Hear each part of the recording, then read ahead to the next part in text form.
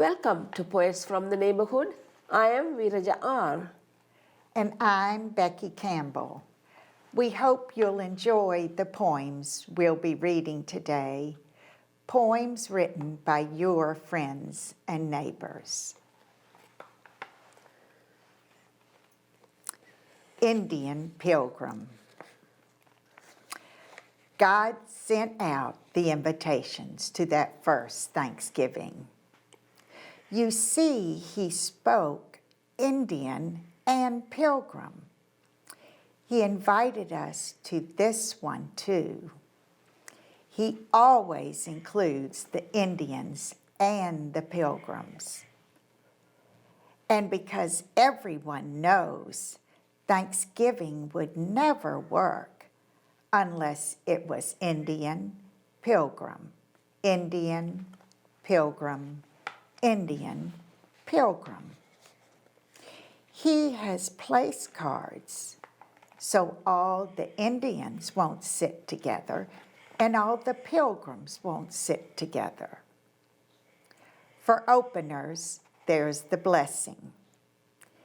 It had been a hard year, that first Thanksgiving, and before this one too, and all the others in between for that matter. Life is hard, so we never have any trouble being thankful just to be included. We really do appreciate all he has done for us, and it feels good to tell him so. After the blessing, we share whatever extra we have gotten out of life that someone else might need some more of on their plate today.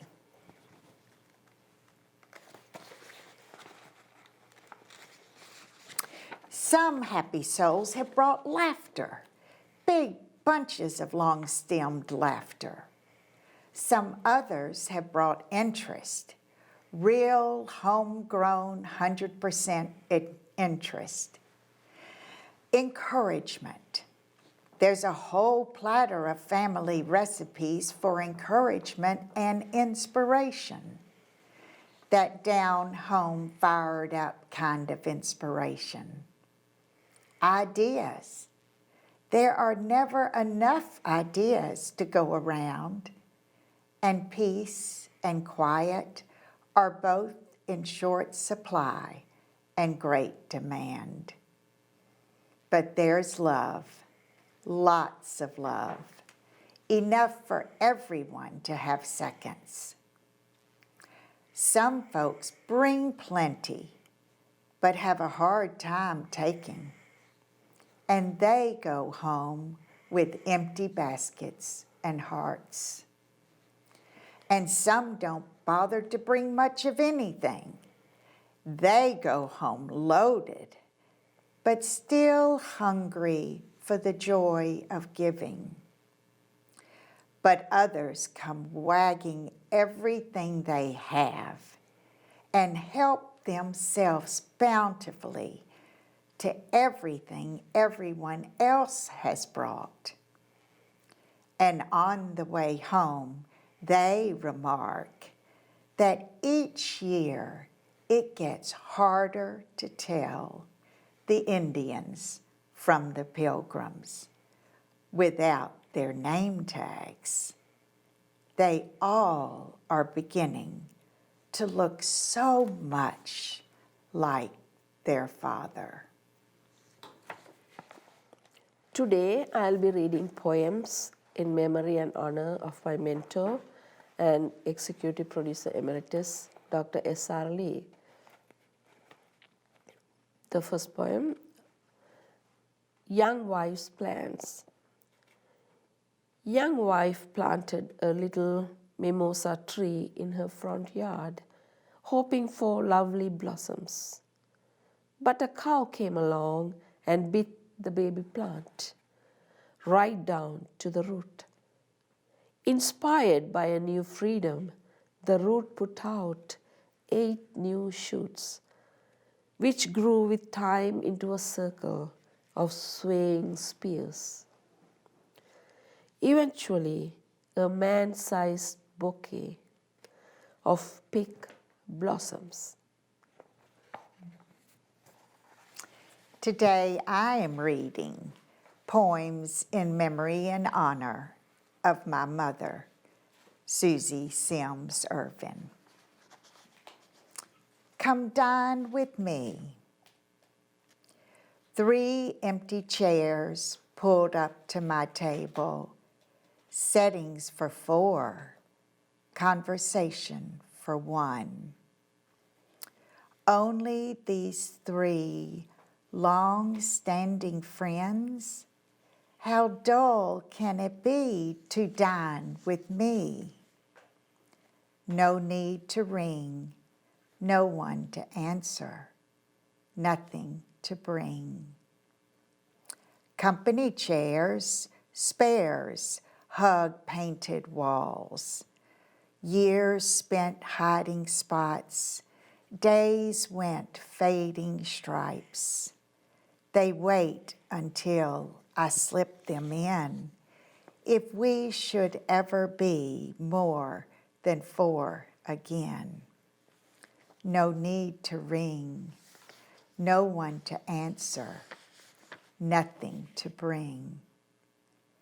Our foursome regrets, our partners expired, certified, verified, notified.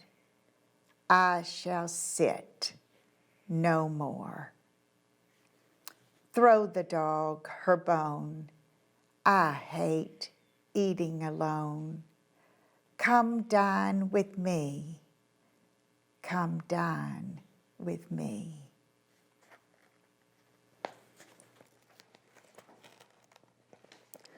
The next poem, Hats, by S.R. Lee, from her chapbook, Welcome to the Chemo Club.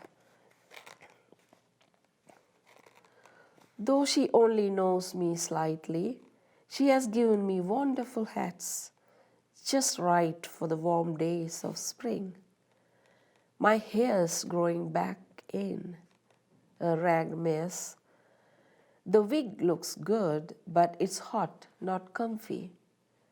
These are spring hats made of cotton. They sit sprightly on my funny, frizzy, new gray hair. Sometimes they even blow off in a brisk wind. Their colors catch the eye: bright yellow, rich dark blue, and an orange one with wide brim. That's crocheted in an open pattern out of some heavy fiber. Wow! People see the colors, not me. They see the bright hat moving down the church aisle, grocery store aisle, through the restaurant doorways. Face to face, people say, "You look wonderful." They aren't meaning to lie. They have seen the hat. "Thank you," I say. Glad for cheerful words, no matter how mistaken. Hurrah for the hats. Hurrah, hurrah. Now I wear the hats at home, in the house. My patient husband has had to look at me for months. He too should have a more cheerful life. Maybe the hats help. Come on, hats, do your stuff.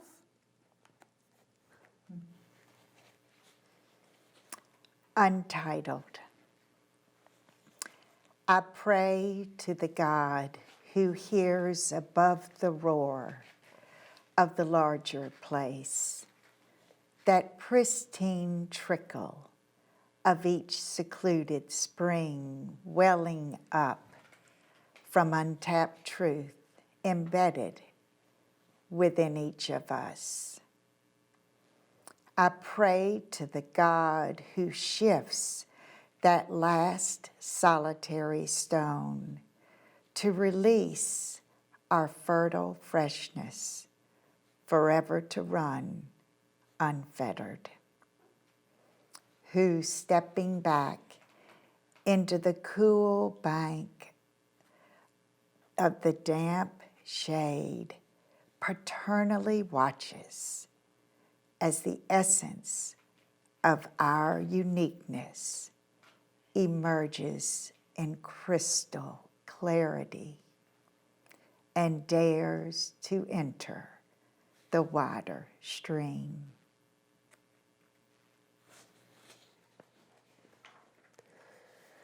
Recovery by S.R. Lee from her chapbook, Welcome to the Chemo Club.